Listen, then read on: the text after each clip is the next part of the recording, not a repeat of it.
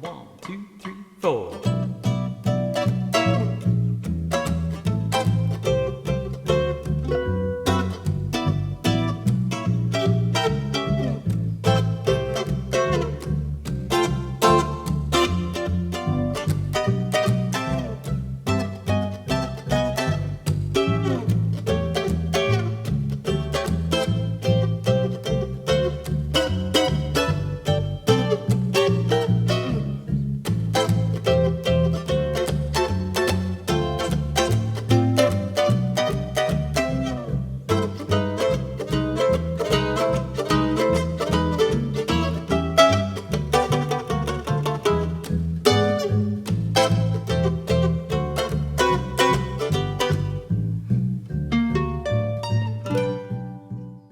Hello, my name is Tim Connell. Thanks for tuning in. You just heard me play a performance of the song I Can't Give You Anything But Love's chord progression, as if I were backing up a soloist on top of a rhythm section, playing the harmonic structure, the chords, but knowing that there was a beat there behind me, and knowing that I could improvise by just trying different voicings of each chord.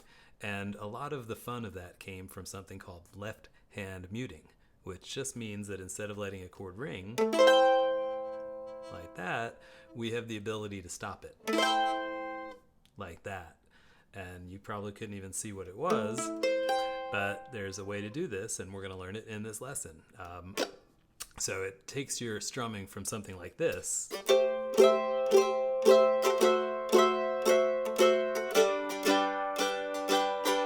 to something like this.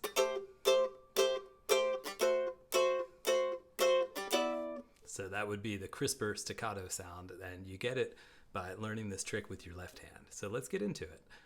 First, let's just try out a simple voicing. That's a C major chord as played in the Bluegrass tradition called the chop chord. It's one I use a lot too, even in swing. So simple, hopefully it's something everyone knows. It's not the simple C chord you might have learned beginner, it is that chord, just one more note change, the C on the G string. So fret 5, 2, 3. And if we are used to pressing down chords, we usually try to press with all our might and keep our fingers held so that the strings work. So we get that, and we don't get things like this. And what I'm going to propose is the opposite. Let's find a setting where our fingers can sit on the strings but are not pressing them. That's how we mute. So right now I'm squeezing the strings, but when I let off, my fingers are still in position, just not pressing down. So let's try it together. We'll do a C, just let it ring for 4. This time we're going to aggressively mute this string on beat 3. 1, 2, 3 becomes 1, 2, 3, 4, almost like an off switch. 2, 3, 4, 1, 2, 3. And if you've never done this before, you're probably getting something like this. And you'll take your fingers off to a certain extent and get some ringing.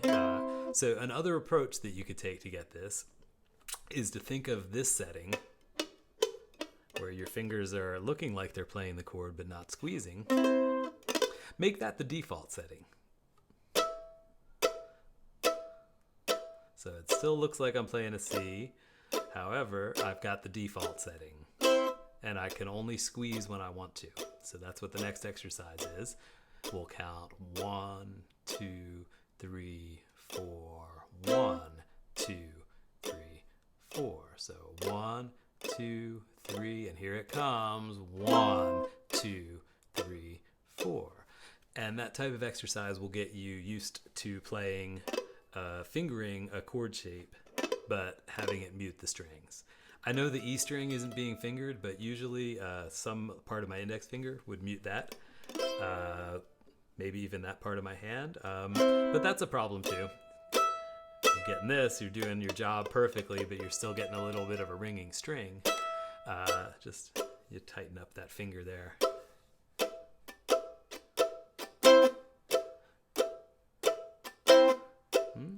And then once you're good at this, you want to go for 4 staccato hits. This would be something you'd play in swing. So instead of which is also beautiful. Just we're talking about setting up rhythm, so muting is going to be more desirable in a lot of musical traditions. So instead of this, we're going to try to get a solid measure of 4 on the floor, like this. But just trying it out of nowhere is going to be pretty hard because you're learning this new skill. So let's precede that with a measure of, and then try it out.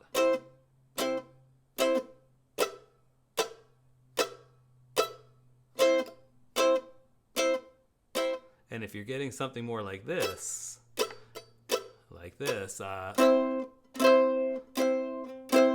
or if you're just having trouble, maybe you're releasing too fast, that's the whole point of the exercise, that we can get a real good percussive sound, and without any extra effort hardly, we are squeezing our fingers down just like this. You can also practice making some noise just with your left hand. That's the same mechanics anyway. So that's how we mute stuff with the left hand. It's an important part of swing, as I've just shown you. It's also an important part of bluegrass music. If we're playing a song in C and going 1, 2, 1, 2, 3, 4.